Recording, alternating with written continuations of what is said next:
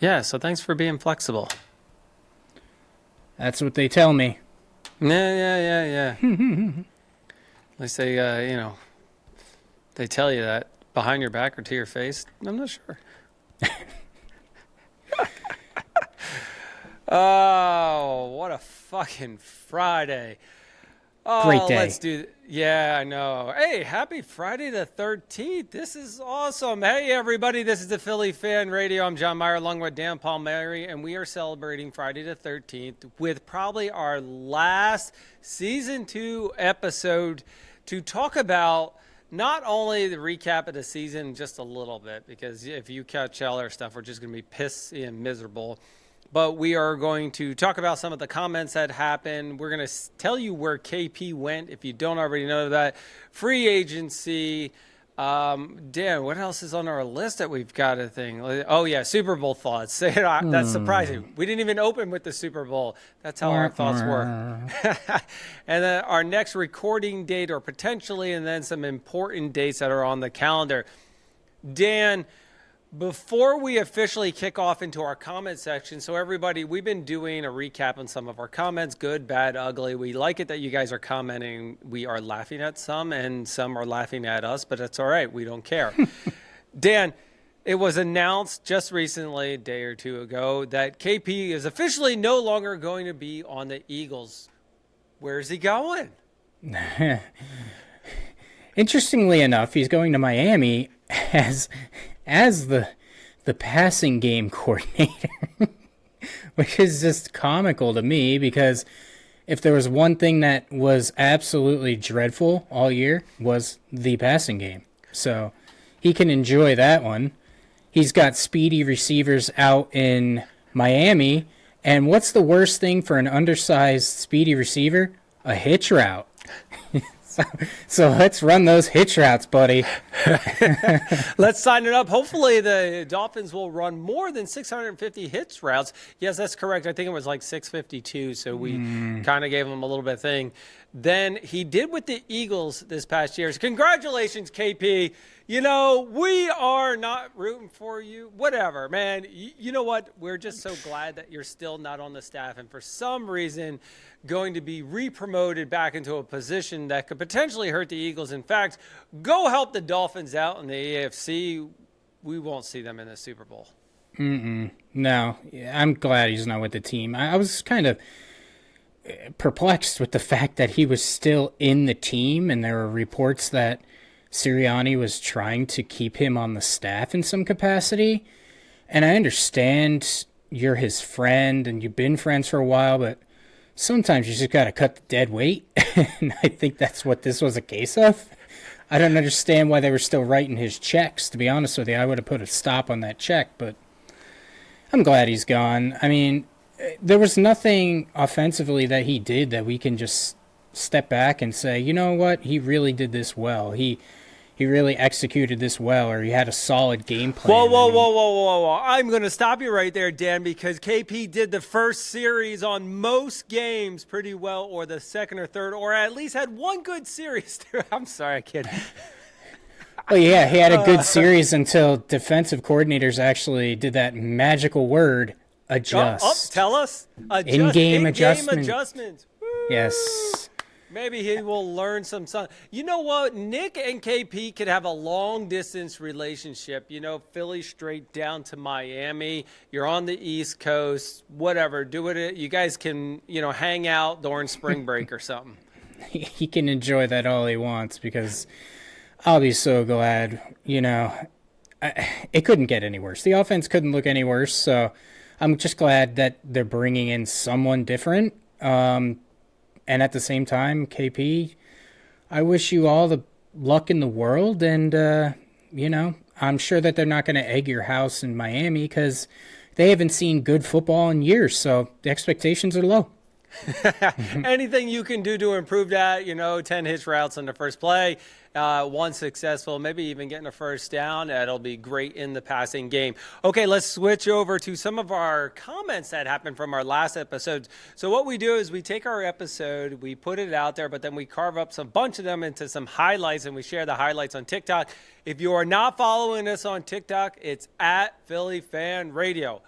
Plain and simple, man. We're out there, and we highlight both Dan and I, and Dan seems to get the better of the comments and the likes. They absolutely love what Dan has to say, and in fact, Dan stated that Devonta Smith is the number one wide receiver in the league, and I agree with him. Well, guess what? Valley Sports Pod commented, "This is the bottom of the barrel rage bait." Is that good or bad? I mean, are they trying to get people to comment on it that Devonta is or isn't the number one wide receiver? Well, I think he is a number one wide receiver for the team. I mean, or for a team. To say he's the number one wide receiver in the league, I mean, to clarify that, I'm not saying he's better than Jamar Chase, okay? I'm not an idiot here. I understand Jamar Chase, Justin Jefferson, those are elite receivers, but to diminish Devonta and say that he's not a number one wide receiver in the league, meaning he is a top receiver on a team, I think is ridiculous. I mean, every year he's posted 1,000. Well, okay, so rookie year he didn't post 1,000, and last year he didn't because he only played 13 games. But otherwise, he's posting consistent 1,000-yard receiving seasons while splitting duty with the crybaby out there. So, you know, and I have always felt that his route concepts, his route running it's just better. I mean, we saw consistently him beat man-to-man coverage this year, which we didn't see AJ do. I can't remember the last time we saw AJ beat man-to-man coverage. So I think, and everybody says that, you know, not everybody, a lot of people think that we're going to take this step back. And, you know, so one of the comments is going to address this, but everybody says we're going to take a step back on offense because AJ is the center focus for the offense. I don't believe in that. I don't believe that we're going to take this monumental step back. First off, to take a step back from what was last year would be just a travesty of monumental proportions. And so I think that they are going to be better just because of fresh coaching, but I also think they're going to be better because they're not going to have to design their offense to tailor to one player. To one whiny player. And the comment that Dan's talking about, so Caleb Olivio, whatever, CALEBOLIVO, whatever, all right, says, and this is a comment that one of the highlights Dan put out there is effort over millions. And I'll let Dan really explain what he was meaning to that. And my philosophy is that regardless of what you are getting paid, you are playing professional football, so your effort should be there every single play for the team, and don't be a baby. The comment is, now, I don't think you guys are really listening to AJ. He's the best player on the team, and he can't affect the game without a coaching staff that wants to put him as anything but a decoy. First of all, we understand KP in the situation, but his bitching out in public about KP wasn't helping the team because Nick was busy saying we love AJ and KP's great and not going anywhere, and now he had to address those rather than some of the stuff. Dan, effort over millions.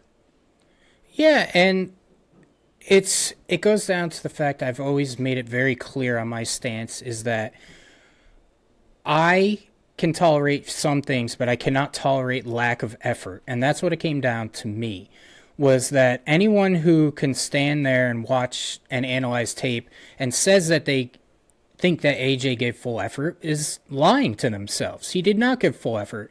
And I look at it from a perspective of, you know, let's take the millions out of the equation. If you go to your job and you half-ass it and you don't do what you're supposed to, and give full effort, most likely you're going to be canned. That's just the way a job works. Well, let's look at it this way. That is his job.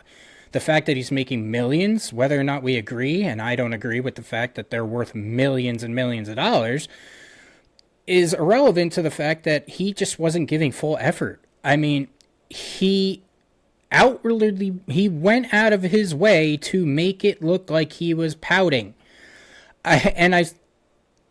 All the time for the last year and a half, we've sat here, and I'm just not saying we, sports writers, whatever, we've sat here and tried to justify the whole reading a book thing. Okay, it was funny, it was cute, whatever, book sales went up.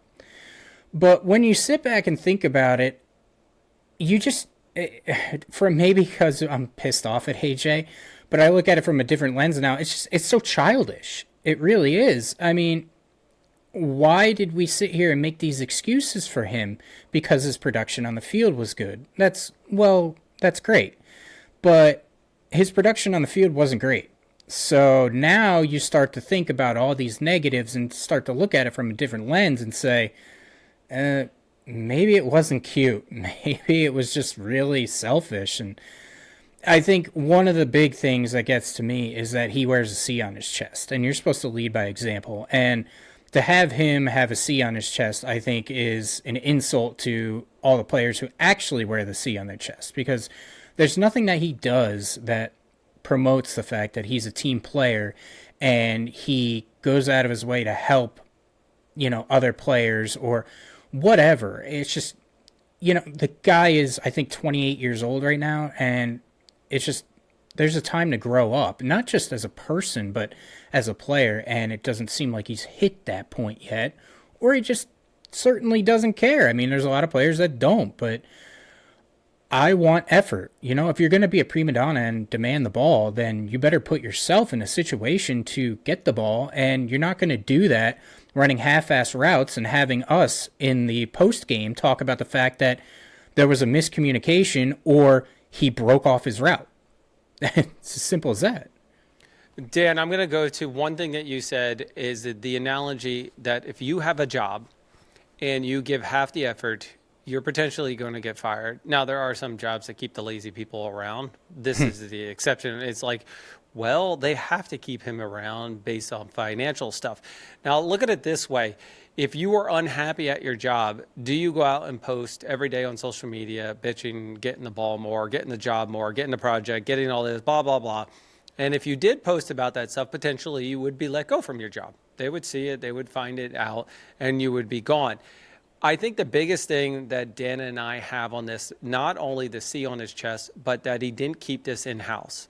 In fact, every week we were having to address an issue with regards to AJ's tweet, post, and in fact, his podcast comments, which we'll get into in a second.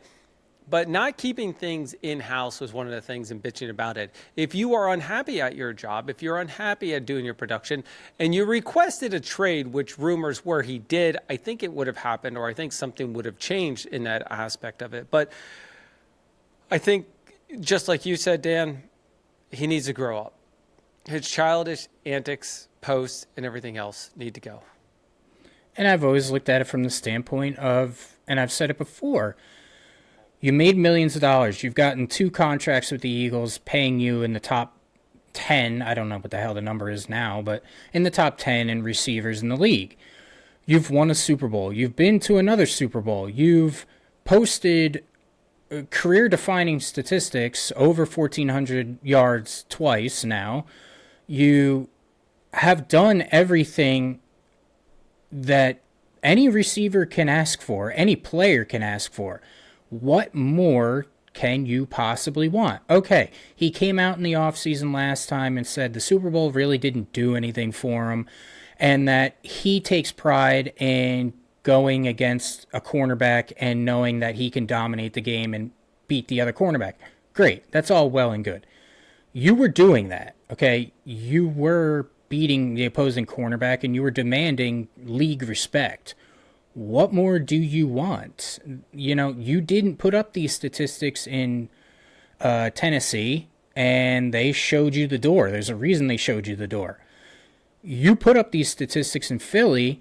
You were winning. They were winning last year on the same method, and you were bitching. This year, if you remember, they were winning. Then you started to bitch, and then it started to snowball, and we saw an offensive philosophy shift. They started forcing you the ball more. What happened in those games? Passing yards were up. His receiving yards were up, but they were losing. So, and we didn't hear a damn word from him. So, he's happy that he's getting his individual accolades and not team accolades. That is a huge red flag. If it is a team game, this is not one-on-one. This is a team game. You could be the best player in the world, and without a solid team, you're just not going to win anything. Josh Allen, perfect example. Everybody considers him to be top 1 or 2 quarterback in the league. One of the best players in a long time. He's a great player. But unless you surround him with good players, which, let's face it, Buffalo didn't really have much on offense this year, then he's not going to get anywhere on his own. This isn't like basketball where you can have that superstar player that can just take over a game. This is a different sport. It's just not the way it is. And that's why I always get really baffled when everybody's argument to Jalen Hurts is he needs these special players around him to make him better. Okay? What players don't need that? Everybody will point to Tom Brady. Okay? Tom Brady had an elite level defense. He did. He had a lot of great defenses out there. He had Wes Welker, who was arguably the best slot receiver in the league at that time. Whether or not he was made that way by Brady, who the hell knows? He had Julian Edelman, top receiver. He had Randy Moss, Hall of Fame receiver. He had Deion Branch, who was, unfortunately, the Super Bowl MVP against us. So he had these receivers that were legit. And it's not like he was out there playing with bums. So every quarterback, every team needs those elite players to surround their quarterback. And to say that he didn't need those is a joke. And that's why I don't understand the arguments with people with Hurts. And I think that it's just an effort for them to diminish Hurts' abilities. I agree with you that it's a very tough situation I think it's really hard for the Eagles to be in. And I think AJ is being completely selfish in every aspect of it. That if he has an issue, if you have an issue at work, what do? Do you go to your boss or do you go to your coworkers and bitch? You go to your coworkers and bitch, but is it getting you anywhere? The only way it's getting you is gossip.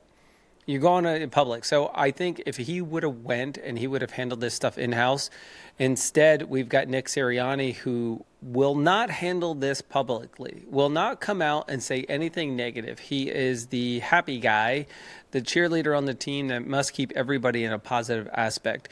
Dan, I'm going to switch gears a little bit to make sure that we stay on track. There was a Super Bowl that just happened, right? It was... was there? Yeah, it was against a team called Seahawks. That's right. Yay. Yeah. And the Boston Patriots, or somewhere around that as well. Boston, right?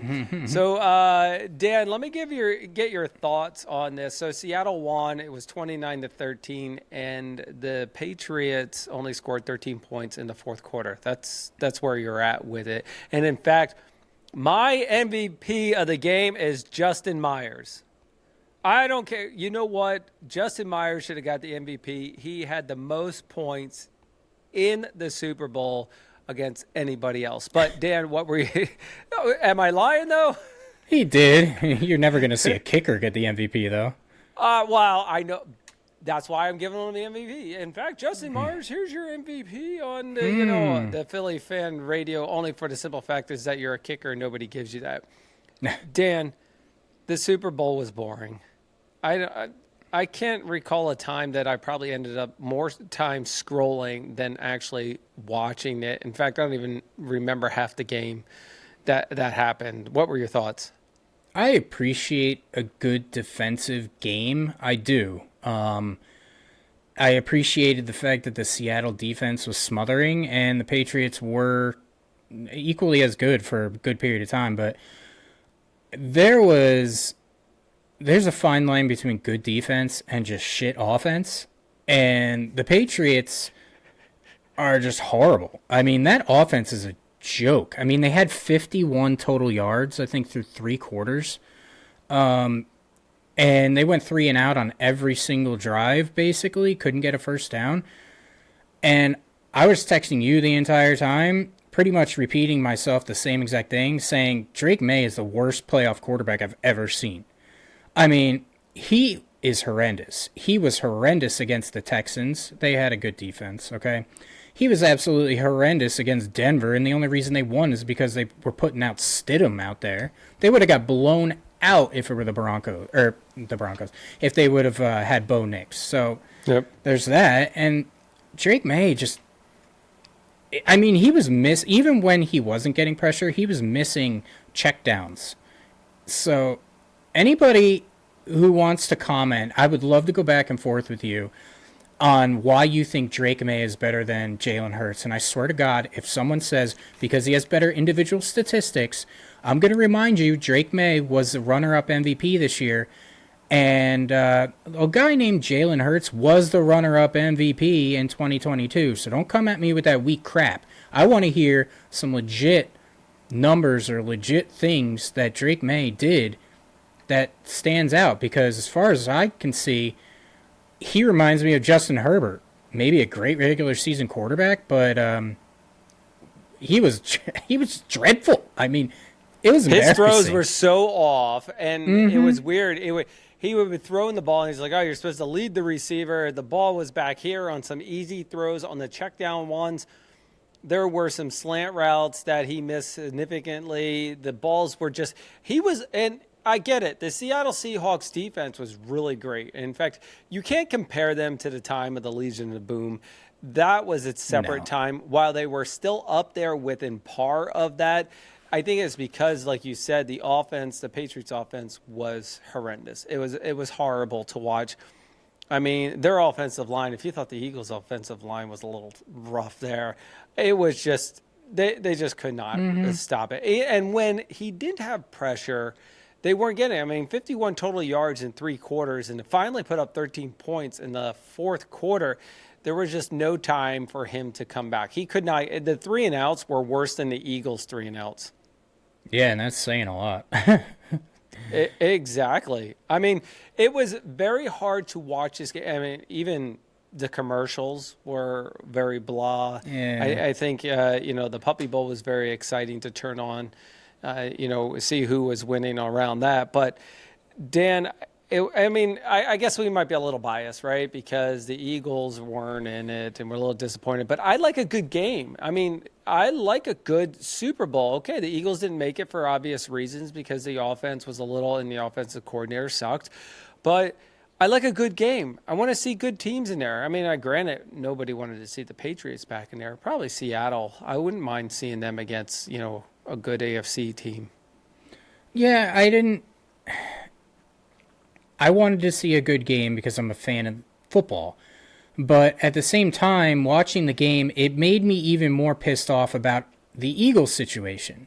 And what I mean by that is the Eagles, if they had a, 20th ranked offense, for Christ's sake, they would have went out there and they would have curb stomped the Patriots. And I really think that they could have hung with the Seahawks, because I think that Seattle's defense, trumps the Eagles' defense of last year, because I think Seattle they were a hell of a defense. But I also think that if the Eagles' offense could have had a somewhat adequate play caller that wasn't writing his plays in crayon, that they could have defeated that offense. I mean, I didn't see anything about that offense that was overly special. I mean, they turned Sam Darnold into a game manager. It was just basically they stuck him out there and said, we can win the game as long as you don't screw it up. And he didn't screw it up, so they won. And that's good. That's a formula for them winning, which I'm not going to fault them for. But at the same time, it made me pissed off because I truly feel that the Eagles should have been in that Super Bowl if that's the quality of teams that were in that Super Bowl. Oh, yeah. That is the exact point you just put in. The quality of teams that were in there. I think the Eagles would have totally decimated the Patriots from offense, defense side if we even had somewhat of a 70% type of offense that could just run the ball and get some yardage. I like your analogy there in talking about the Seattle and Sam Darnold, where don't mess it up, because they didn't really have, what did they have, 1 touchdown out of the game or something? Let me Sam look at the Darnold, stats real quick. Yeah, that's what I meant. So they had one touchdown in the entire game. And you think about this, the rest of the time were the field goals. So think back to that. Sam Darnold is and the team is not that great on the offense. It was just that they could get it down there, but then the Patriots defense did hang in there. I agree. I think it was just one of those where if the Eagles were in this, it would have been a lopsided game, though. At that same time, I'm okay with that as an Eagles fan, watching them beat the crap out of the Patriots 40-0. Yeah, and I think it would have been. I think Sam Darnold is one of those quarterbacks that if you were to get on him quickly and start scoring, I don't think he has the capability to lead his team from behind. So Sam Darnold was really asked not to blow the game, and it makes me go back to, in the Wayback Machine, to the Eagles' first Super Bowl Super Bowl win, and when they played the Vikings, they played Case Keenum. He had a great season because he wasn't asked to go above and beyond. It's not like we look at Case Keenum and say, holy crap, this guy's uber talented. He was asked to not blow the game. And what happens? Nick Foles turns into Big Dick Nick, starts swinging out there, and he scores all these touchdowns. And Case Keenum says, okay, I'm going to try to lead this team from behind. I'm going to try to be good. And what happens? Patrick Robinson, interception return for a touchdown. And then what else is going to happen? He tries to throw. They were just horrible. And I'm not saying that Sam Darnold is no Case Keenum here, okay? So don't get me wrong. He's a good quarterback. But he's not a guy that you can say, go put your Superman cape on and go win us the game. And I can hear the comments now. Well, neither is Jalen Hurts. He has to have this great team around him, blah, blah, blah, blah, blah. He outplayed Patrick Mahomes in that Super Bowl. He, along with Big Dick Nick, have the two most successful Super Bowls in history in terms of passer rating, in terms of statistics. So don't give me the crap that Jalen Hurts can't perform in big games. I'm going to go off on that rant, but whatever. I'm just saying that I think that he was asked to not blow the game, and he didn't, and that's fine. But at the same time, I think that the Eagles could have created a situation if they had an adequate offense to make him throw and make him produce, and I don't think that Seattle was built for that. Dan, going back to that game, by the way, which ended 38-7, go Birds, because in fact, so how that game started out, and if you look at this game, okay, the game started out with Case throwing a 25-yard bomb, and then they went down and they got I think they got the touchdown, right? So the 25-yard bomb was a touch. So they started this game out winning. And, of course, all us Eagles fans were a little deflated. I remember being in the stand. And then, just like you said, Big Dick Nick came out, started swinging from the waist, and started hammering that shit down. Touchdown, right back to it. There was a turnover from Patrick Robinson. It was first quarter was 7 points. Second quarter was 17 points. Third, 7. Fourth, 7. Yes, the Vikings had never scored after their first touchdown. That was unbelievable. And I think you're right with the comparison with Sam Darnold and Case Keenum is they weren't pressured to do anything exciting. Just don't fuck it up. Yeah, and then the term game manager comes into play. They were a game manager, and that's fine. You built they don't need to be anything more than a game manager if your defense is smothering the way that Seattle's defense was, and that they won. Hey, they won a Super Bowl with that formula. Some would say the Eagles won a similar Super Bowl last year with that formula. It's not a slight on a team that has to do that. What I'm saying is that there are going to be moments, unless you're playing the friggin' New England Patriots and Drake May, that you're going to need those performances from your quarterback. And I don't know if Sam Darnold, holy crap, ex-Eagles coming out here. I don't think he has the ability to do it. So, I mean, I like him, but I don't know. I think it would have been an interesting matchup. Obviously they can't play in the Super Bowl, but it would have been an interesting matchup to have Seattle go against Philly. Dan, besides my comment of having Justin Myers as the MVP, because we know the kickers will never have that, do you feel Kenneth Walker deserved the MVP?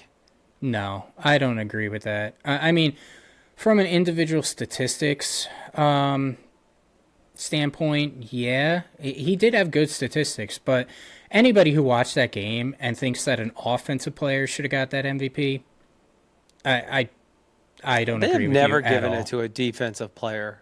I mean, besides Butler. My bad. Butler didn't get it. Tom Brady got it, but he gave it to Butler because they don't give it to defense. Remember the gold line stance for the Patriots, the interception on the 1 yard line, in the end. So do me a favor and look this up. The 2000 Ravens, was Ray Lewis the MVP of that? The one that Flacco won, I think, with them. All right.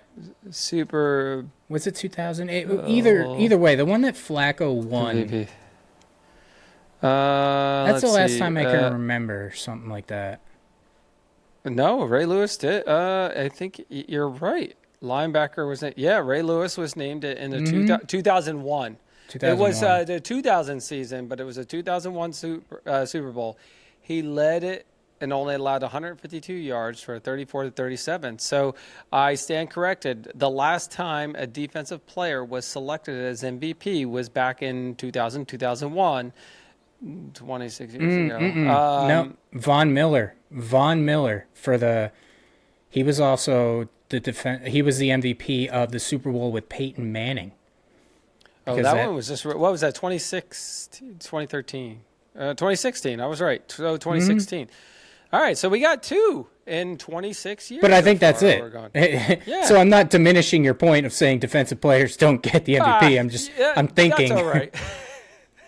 I mean, when you think about it, really, there isn't a time, and in fact, there wasn't a single defensive player, though, that stood out in the Seattle Seahawks. Absolutely right. Absolutely right. Give the MVP. It was an entire team effort in this aspect. Dan, I'm going to switch gears. We got to talk a little bit before we wrap things up for our season 2, because season 3 for us is going to kick off. We got a couple of special dates and announcements are happening.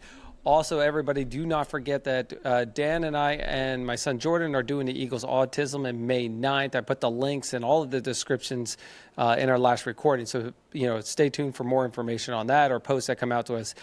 Dan, we have had an offensive coordinator selected by the Eagles, Sean Mannion, 2 weeks now? 3 weeks? We haven't had a press conference. Have not had a press conference. Why? I don't know. I have no explanation for it.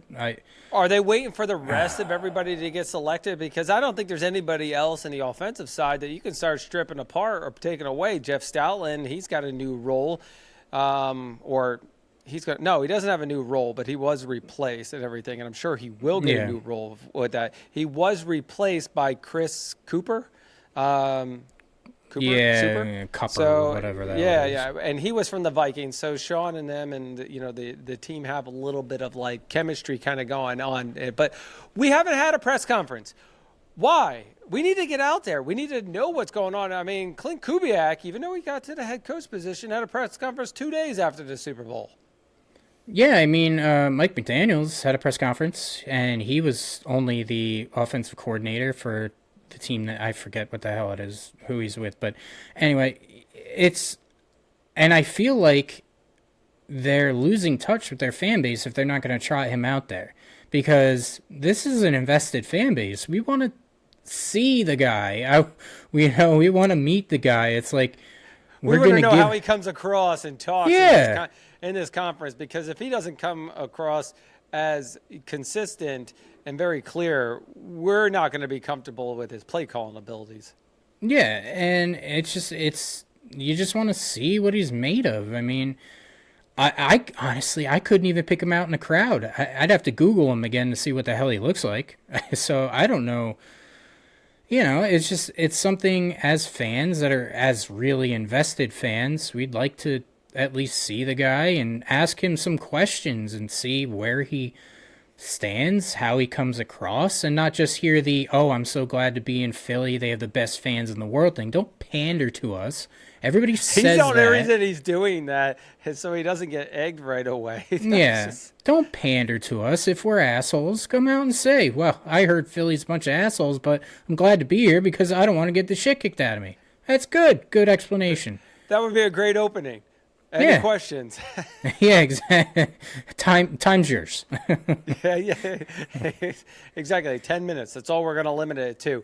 I think they need to, I don't want to say go out and parade the guy, but they need to bring the guy out and have a conversation. Do not have him sit there with Nick. No. He needs a solo one, and I think he needs more than 10 minutes. And I think he needs to actually talk to real fans and not the questions that come from the. In fact, there's a comment for you, Dan. Some of the questions that come from press conferences, like we as fans don't give a crap about that question. Why are you asking that question? Ask the more direct question, like, what are you going to do for this team? How are you going to do your play calling that you've never done before? Do you feel that's going to be something of a challenge given that you are preceding the last guy who got nixed after a year of not having any play calling experience? Like, come on. Yeah, a lot of them are fluff questions, really. It's just the softball shit. Yeah, exactly. And you got to wonder if they're coached or if, the Eagles said, listen, we're only going to let you ask these questions. But at the same time, ask the questions that we care about. Don't ask these questions that we really couldn't give a rat's ass about. Be direct about it. We want to know what you're made of. We want you to tell us and sell us on your ability to take this team and not go through a rebuild. We don't want to hear the whole, we replace the offensive staff and this might be as so many people are saying right now, a transition year. I don't have time for a transition year. I may be young, but I'm getting older here. I need no more transition years. The entire 90s was a goddamn transition year for me with this team. I don't want to hear this crap. I don't want to hear, that we're going to have to ease things in. Yeah, obviously there's going to be that acclimation period, but at the same time, what are you going to do differently that tells us that you're not going to be Kevin Patullo besides the fact that you're not Nick Sirianni's best friend out there? And that's what we want to hear. It's an odd thing because I don't even think we've heard from Jeffrey Lurie, and Jeffrey Lurie always gives his end of the year kind of synopsis as to, how he feels the season. And we all know how he feels. He's probably pissed off. But at the same time, I mean, do we not deserve that? Do we not deserve some kind of, closure to this shit season? I don't know. Well, one of the things, and to piggyback off Sean Mannion's, inability to have a press conference, is one of the questions that's going to come out is the AJ situation. Mm-hmm. Dan, during or right before the Super Bowl, AJ came out on Michael Parsons' podcast because, obviously, they're all sitting at home because we're not in the Super Bowl. And they were talking about the change. And that change is good or something. What was his exact comment? Do you remember where he said he's looking forward to the change or something? Yeah, he said that KP was a terrific guy and he did a hell of a job. And that, but change sometimes is good. And, that he's very excited where he is and the direction of things going. He never said the team's direction. He said he's excited for the future and as to where it's going. Take that for what it is. There's a lot of tea leaves to read. There's a lot of interpretations there. I personally think it's a lot of BS. I was going to ask you truth or BS because even if, okay, let's just assume it's truth. How do you even still keep a guy like that on a team with his lack of effort and his whining ability, right? And now Sean, who has no experience and is going to be a little more persuaded by the players to do certain things. Hey, right. the last guy did this, the last guy did this. rather than assert himself that he is a proven play caller. Now we're just catering back to AJ's ability that we need to throw him the ball, and if not, he's going to whine and his lack of effort is going to be there. So Sean's in a tough situation, and I don't believe AJ's comments only for his actions on and off the field. It is absolutely the right thing to say because he doesn't want to come off as an ass and he doesn't want to come off as a diva because that's only going to diminish his value to teams. It's only going to limit the amount of teams that are going to call for his services. So he said the right thing, but anybody that's watched him and not just taken his word for it can see that clearly. The first sign of adversity, the first sign that he's not getting the ball, it's just going to start to snowball. And there's instances of trades of big players that had to happen that they were better in different situations. You know, it was kind of addition by subtraction. And I think that might be the case for this Eagles team. You're going to have some players that are going to come out and say that they're a little upset that AJ's gone or whatever. But at the same time, you got to get some kind of chemistry in there, and it just doesn't work with AJ. It doesn't, there's so many things that you could say. It's just he doesn't go about things the right way. He doesn't, and you kind of get tired of having to parade your head coach. And I will say the best quality to Sirianni, to me, is that he has never once thrown his players under the bus, even though they've sometimes kind of hinted that it was his fault. They've kind of thrown him under the bus without directly driving over him. So I really admire that quality. He is a player's coach. Sometimes you need to take a more firm stance and call players out on their BS, and we kind of see that with the AJ situation of AJ kind of just walking over him. But at the same time, I think it is a good quality to have. It's just that philosophy doesn't work for some players, and that's the case. Dan, let's talk about free agents, trades. So, we already talked about our trade potential. I mean, will AJ get traded or not? We've speculated enough on this, and we've talked enough about AJ. So we're just going to talk about free agents and retiring. Let's talk about BG. There are reports that he wants to come back. If the Eagles want him back for another year, will they bring him back? I would, and I think they will. Because it's not like they brought him back and he didn't do anything. He was actually really productive. Especially when Carter went down, they moved him inside to defensive tackle a little bit more. And because of his speed and his power, he was still able to get really good pressure on the quarterback. So I would love to have him back. He's a good depth piece, and he'll get you a good solid 20 to 25 plays. He is the anti-AJ, where he gives the effort maximum all the time. I'd love to have him back. I think one of the biggest things, and I want him back too, is that he's great in the locker room. The chemistry in the locker room. He deserves a C. He deserves to be out there with that. I think he is just that type of player where he leads them on and off the field, and he just has that type of heart. And, 20 plays is 20 plays of max effort for him.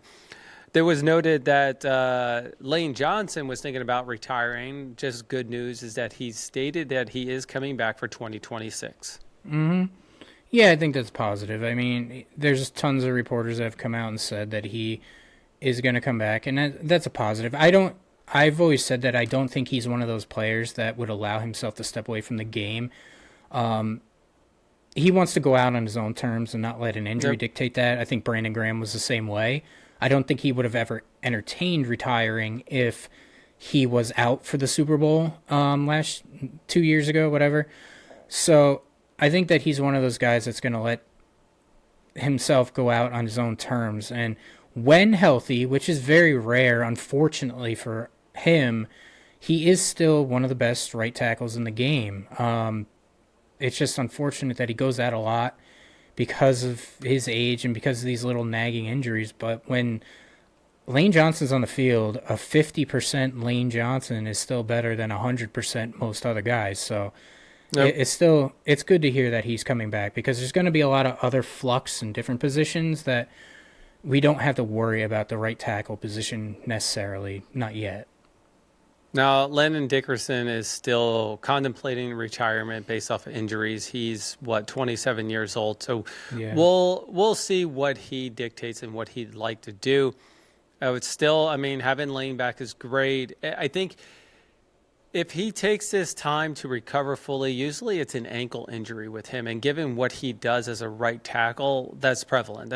He's always got to do the kickback, and he's always taken. So having an extra time is great. He didn't play, the last 3 to 4 games of the season. So he's definitely had some time to heal. Yep. Yeah, he was. I think it was week 11 that he was out or something right around there. Some of the free agents, we got Nakobe Dean, Reed Blankenship, and Jalen Phillips. Dan, what are your feelings here? I don't think you see Dean back. I think he's a good player, but... Well, let me ask you this question here on Dean, though. When Dean did come back this year, he was very productive. He was known on the field. And when he got injured, that was a time that you didn't think he would be back. If you asked this question about free agency, you didn't think they would re-sign him or bring him back. And when he did come back, just there at the end, he wasn't the Dean we saw earlier on in the season. Even if he was the player that we saw earlier in the season, I don't think that you would go out there and pick Jahad Campbell in the first round and turn him into a off-the-ball linebacker like a Zach Bond just to have, to sign Dean to an extension. You don't you don't draft Jahad Campbell to have Dean take his spot and take over his stats. Now, in the beginning of the year, when Dean was out, Jahad Campbell played really well. He was... some consider to be the defensive rookie of the year, the way he was playing. But the team did struggle against the run. So Dean comes in and they get much better against the run. And I don't think that's a coincidence. I think that Dean is very good. But I think Jahad Campbell, to me, the reason why he wasn't that great against the run, I think he's a little bit leaner than you would like in a middle linebacker, off the ball linebacker. And I think that will come with time that he's going to bulk up. He's a young kid. And I think you'll see him take a big step in year 2. And I think you don't draft a guy that high for him to ride the bench. It's just, that would be a wasted draft pick. And I like Dean. I wish him the best, but I don't see them giving him another contract, especially with the fact that he's probably going to get starter money somewhere else. He's not going to get elite player money because he's not that elite player and because he does have an injury history. But I think he will get starter money, and I don't see the Eagles paying him starter money when they've got so many other needs that they need to address in terms of free agents and re-signings and all the other stuff they have going. What about Reed Blankenship? I know there's some chemistry in the backfield, in the secondary, with various teams, chemistry, not only between Cooper DeJean, Quinyon Mitchell, there's a lot of chemistry there. But his production on the field, do you sign him? Or do you, negotiate with him like, we know you can get top money elsewhere. We'd like to keep you on the team. Like, how do you do that with his productivity? I have never been a big fan of his. Okay, I'm not saying he's a bad player, but I've seen him be a liability in the passing game. And there's been times, the reason why the Eagles don't blitz a lot, I think, is because in those situations, you need your safeties to come down and play man coverage, or you need them to be the defender. They can't just sit in the center of the field. And when we've had those situations, Reed Blankenship has been burned a lot in those situations. If you can remember, it wasn't just Sean Desai. It was the year before that, I think, with Gannon, that they brought him in a lot to play down in the box and kind of play that man coverage, and he struggled greatly to the point where a lot of fans were saying he should have been benched. And then Vic Fangio comes in and turns him into a great safety who plays off the ball, and he's not asked to cover. So and that's when he has his best years. This year, you saw him get exposed a little bit because the front four wasn't getting consistent pressure. They had to blitz sometimes, and he had to drop into coverage, and it wasn't working. So I wouldn't give him top dollar. I think he's going to get a great contract. Now, will he take a team-friendly deal? I would definitely advocate for that because I think he's a good player. He is a good, solid starter. He's got flaws, but he's also got some really good qualities. But to say a player will take a team-friendly deal and to have the player say, oh, I want to be in Philly is different than when you get the Brinks truck backed into you and you get offered that money. Then it becomes, who gives a shit what city I play for? I'm making bank. So. Actually, I thought you were going with it backing in and dropping one bag instead of the 10 on. Oh, like, no. Oh, sorry. Yeah. Here's your deal. I agree with you. I hope he does stay in Philly, but I wouldn't break the bank for him. Mm-hmm. Dan, what about Jalen Phillips? Brought over during the trade deadline from Miami, and he was very productive from the start. This is a player that, he was injury prone, and he has definitely produced this entire time on the defense. In fact, our defense was then stepped up the moment he was on the field. It just felt like he is a guy that I would like to keep around. Oh, absolutely. And I don't think he's going to demand top dollar. Not because, he's only had 1 year with the Eagles as success versus right. Other, so I don't think he's going to demand it. Right. He was a high draft pick. He is a good player, but I also think he's not a great player in terms of he's not going to get elite money. He does have an injury history, which I think plays in Philly's favor in terms of offering him an extension. And I actually see this re-signing as a need, not a want, because I just haven't seen the development of Nolan Smith to say that he can handle the other, be the exclusive defensive end outside linebacker and get consistent pressure. Jalix Hunt was very, he was streaky, good player. I don't think he's a every down outside linebacker. So I think Jalen Phillips is one of those guys that you have to have because he is a guy that can play 3 downs, but he's also a guy that can work into the rotation and give you those elite snaps like he can. He was generating pressure. He didn't have the greatest stats, but he was generating consistent pressure, and he actually was demanding double teams, which freed up some internal players like, Jordan Davis and Jalen Carter. So I think he's a necessity to sign. I think he should be priority number 1 on the defensive side. Yep. 100% agree. Dan, before we wrap things up, and I'm going to let everybody know, we are going to be recording season 3 in the next week or 2. And you're like, well, why? Well, we have some important dates for it. We're going to be kicking over. It's going to be obviously the new league year. The NFL Combine does start in 10 days. So we wouldn't record this for season 2 because we're talking about season 3 in one of the productions. So we're going to be talking maybe potentially some of the draft picks based off the Combine, who's in there, who we might like. Maybe we've had a freaking press conference by then. That would be a miracle. Or Jeffrey coming in and saying, hey, listen, here's my end of the season. We're really excited, but I don't see Mr. Laurie coming in and talking before we hear from Sean on his stuff and all the offensive changes on it. Who the hell really knows? But the legal tampering starts on March 9th. And you're like, legal tampering? Yes, that's when you can actually start to talk to players. But the new league year doesn't officially start to the 10th. Everybody, we're super excited.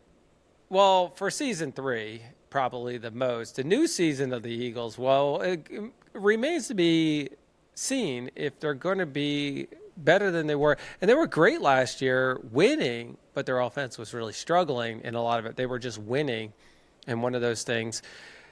I don't know. I mean, it's a mixed bag of things going into this next year, feeling that we thought, in fact, Dan, you and I thought this time last year or right around then that the defense was the one that was going to struggle. The defense was going to have the Absolutely. problems with all their holes. In fact, go back to our recordings and see how concerned we were. Now we're in the same place as last year, and we feel that the offense is going to have some of those. I hope Dan and I are wrong this year.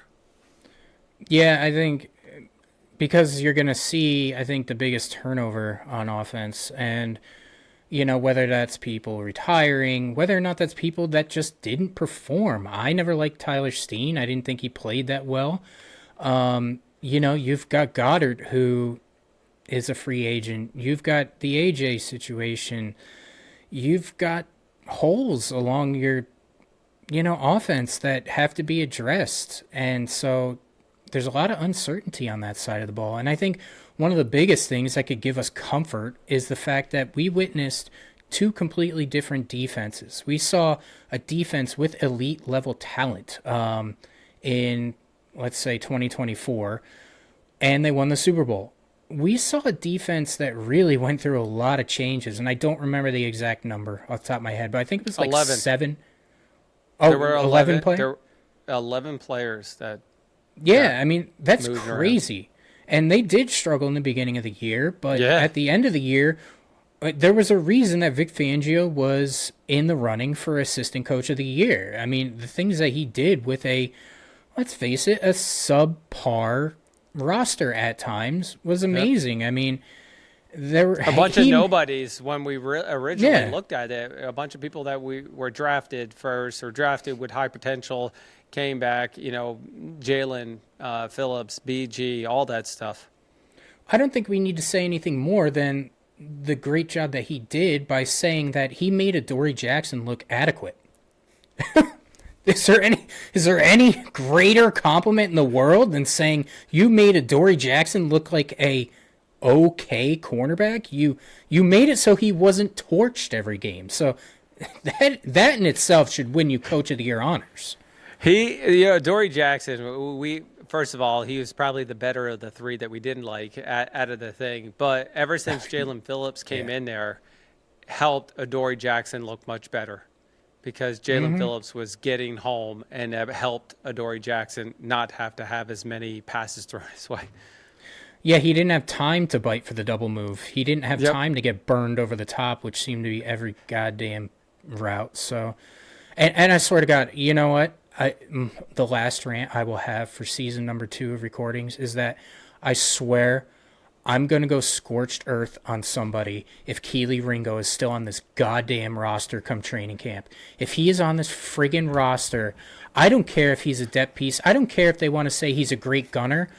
I don't want him out there. Send him to Miami with KP. Just get him the hell out of there.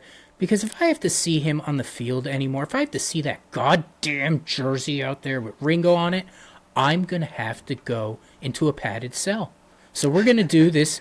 I'm going to do my recordings remotely from a sanitarium if this is going to be the case.